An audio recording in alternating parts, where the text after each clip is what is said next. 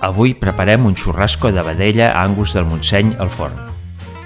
Necessitarem 4 patates que pelarem, tallarem i escaldarem 5 minuts en aigua bullint. També ens calen 4 cebes petites i 4 escalunyes. Si no trobem les escalunyes, les podem canviar per cebes petites. Les pelarem. Els 8 xurrascos Angus del Montseny de la Casa Nova de Figueroles. Preparem la safata i les patates, les cebes i les escalunyes i el xurrasco al damunt. Una mica d'oli, sal i pebre, herbes provençals i una cullerada de pebre verd en gra. Ho posem al forn a 180 graus.